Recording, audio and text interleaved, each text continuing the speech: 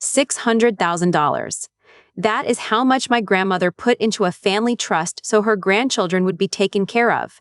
And when she died, my sister-in-law looked me in the eye and said every last penny was gone. Care expenses, she said.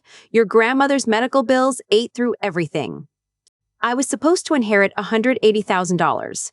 My name is Diana. I am 34 years old and I work as an accountant. Not a creative writer, not a hairdresser, an accountant. The kind of person who notices when numbers do not add up. And the number Renee gave me did not add up at all. She had been the trustee for 5 years. 5 years of total control over my grandmother's money, 5 years of keeping me away from the woman who raised me, and 5 years of telling the family that everything was fine. But nothing was fine. Because I started pulling records. And what I found was not a trust drained by medical bills. It was a trust drained by someone who thought grief would keep the rest of us from looking too closely. The transfers did not go to doctors. They did not go to the care facility. They went to one place over and over again for 5 years. And when I traced where that money landed, I understood exactly why Renee had worked so hard to keep me away from my grandmother. She thought no one would check. She forgot what I do for a living. The morning after the funeral, I sat in my grandmother's kitchen going through a box of her papers.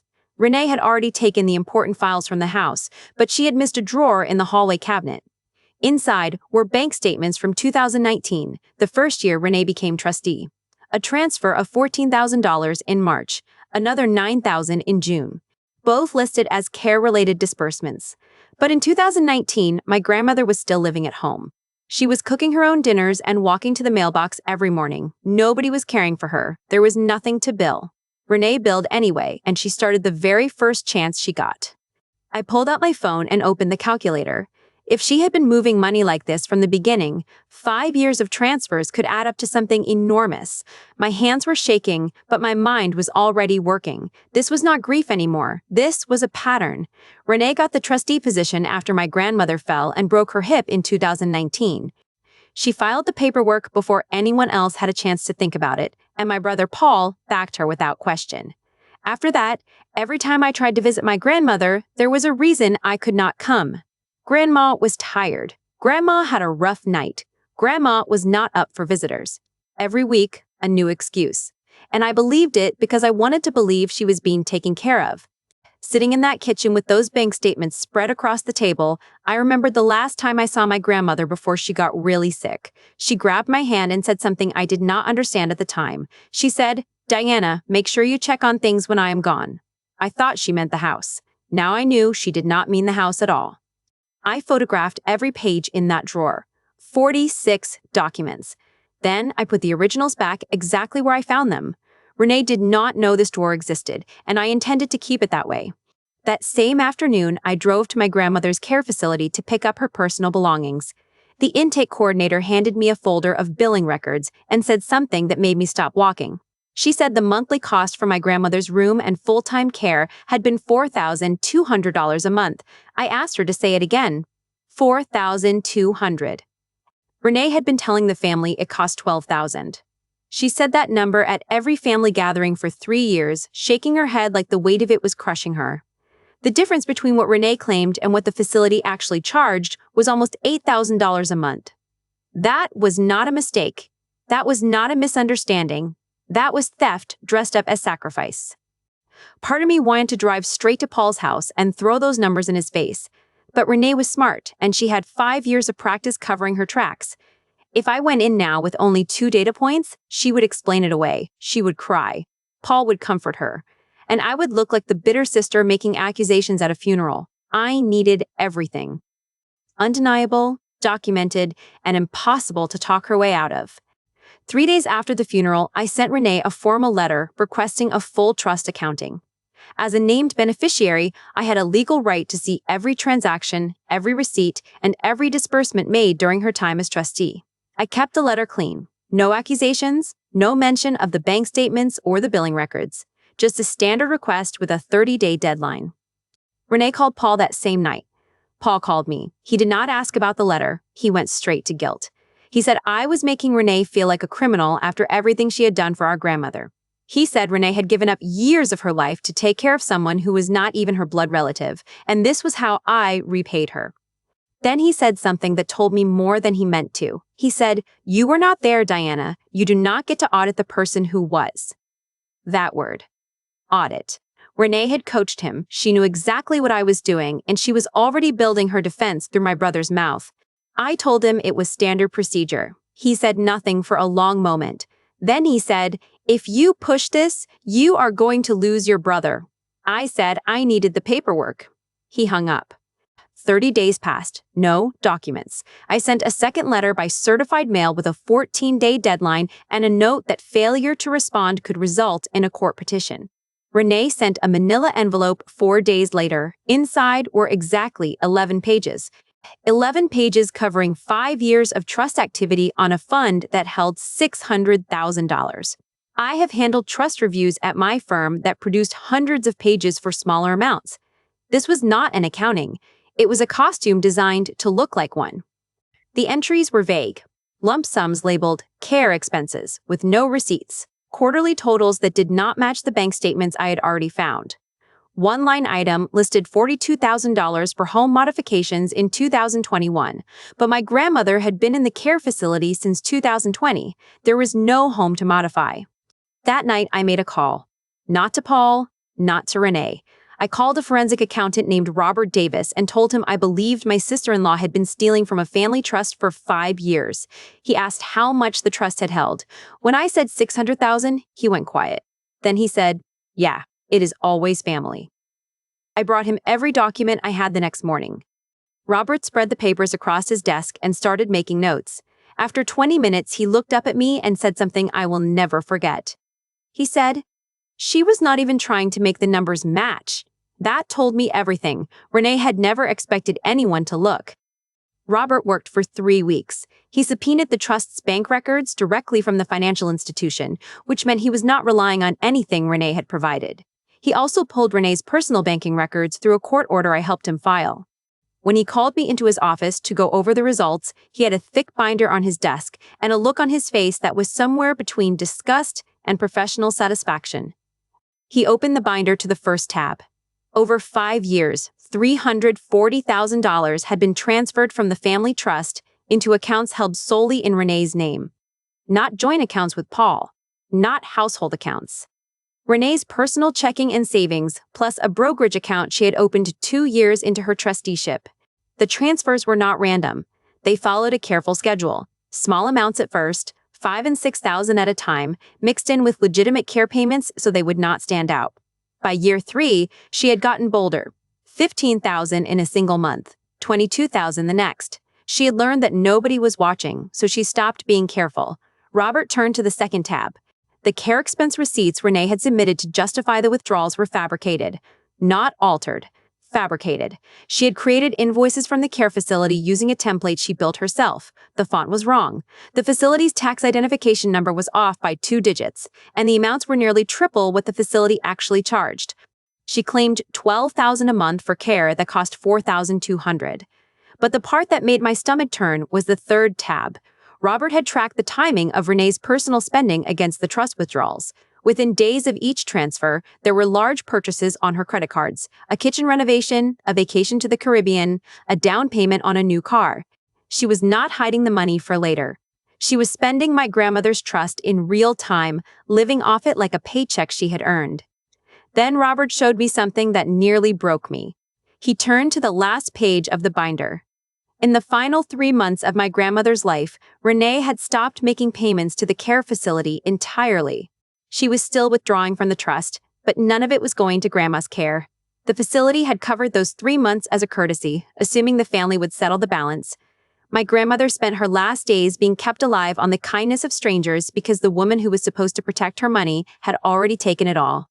I sat in that chair and something in me cracked. Not the accountant part. The part that was still a little girl sitting on her grandmother's kitchen floor, being told everything would always be okay. Renee took the money. But she also took the years I should have had. And sitting in Robert's office, staring at those numbers, I grieved for both. Robert closed the binder and looked at me. He said this was not a gray area. The fabricated receipts, the isolation, the escalating amounts. It met every criteria for elder financial abuse under state law. He recommended I file a report with Adult Protective Services immediately. I picked up that binder. It weighed almost nothing, but it held 5 years of betrayal that Renee thought would never see daylight. She told me the trust was empty. She was right about that. She just left out the part where she was the one who emptied it. I called a family meeting. Not at Paul and Renee's house, where she could control the room. I booked a conference room at a hotel downtown and told everyone it was about settling Grandma's estate. Renee had no choice but to show up, because staying home would look like she had something to hide. 8 family members came. My Aunt Linda, my cousin Grace, Paul's brother Michael and his wife, a few others. Renee sat next to Paul at the far end of the table with her arms crossed and a tight smile that said she already had her story ready. She thought this was going to be a conversation about furniture and photographs. I stood at the head of the table and opened a folder. I said I had hired a forensic accountant to review the family trust, and I wanted everyone to hear the findings together. Renee's smile dropped. Paul leaned back in his chair like he was trying to put distance between himself and whatever was coming. The room went dead quiet. I laid it out piece by piece. The $340,000 in transfers. The fabricated invoices with the wrong font and the wrong tax number. The real cost of care versus what Renee had claimed. The Caribbean vacation purchased 3 days after a $22,000 withdrawal. Every fact came with a document. Every document had a page number in the binder I passed around the table. Renee did not deny the transfers. She could not. The bank records were sitting right in front of her. Instead, she leaned forward and said something that made half the room flinch. She said, "Someone had to show up. Someone had to do the actual work while the rest of you sang cards and called yourselves family. If anyone earned that money, it was me, and your grandmother agreed." My Aunt Linda's face went red. She had tried to visit Grandma every week for 3 years and been turned away by Renee every single time. Grace had sent gifts that Grandma apparently never received. Michael had offered to help with care costs and been told it was handled. Renee had not just taken the money. She had cut every one of us off from the woman we loved, and now she was using that isolation as proof that she deserved what she stole. Paul spoke next. He did not look at the documents. He looked at me. And instead of asking his wife a single question about the $340,000, he said, "You always had to be the smartest person in the room, Diana. You could not just grieve like a normal person. You had to turn it into an investigation. Grandma would be disgusted." The room held its breath. I felt the heat in my face, but I kept my voice level. I said, "I was wherever Renee told me Grandma was too tired to see me. I called every week and was told not to come. I sent letters that were never read to her. The reason I was not there is because your wife made sure I could not be." Aunt Linda stood up. She said Renee had told her the same thing every time she tried to visit. "Too tired, bad day, not up for company." Grace nodded. Michael's wife confirmed it happened to them too. One by one, the room turned toward Renee, and for the first time in 5 years, she had no way to control what they saw. Paul looked at Renee. She did not look back. She stared at the table and said nothing. The silence lasted a long time. Nobody filled it. Nobody needed to. The next morning, I walked into the county office that handles adult protective services with Robert's full forensic report, the binder of evidence, and a written timeline of every transfer, every fake receipt, and every instance where Renee had blocked family from seeing my grandmother. The intake worker read the first 3 pages and set the report down carefully. She asked how long Renee had been trustee. I said 5 years. She asked if my grandmother had cognitive decline during that time. I said she was sharp until the last 8 months, which meant Renee spent most of those years stealing from a woman who was fully aware of her own life but had no idea what was happening to her money. The worker told me the case met the criteria for elder financial exploitation and they would open a formal investigation. Then she said something I had not expected. Because the forensic report showed deliberate falsification, the case would also be referred to the district attorney's office for possible criminal charges. This was not just about money anymore. Renee could face prosecution. I asked about Paul. She paused. She said if investigators determined he had knowledge of the transfers and helped conceal them, he could face accessory charges. My own brother. I signed every form she put in front of me.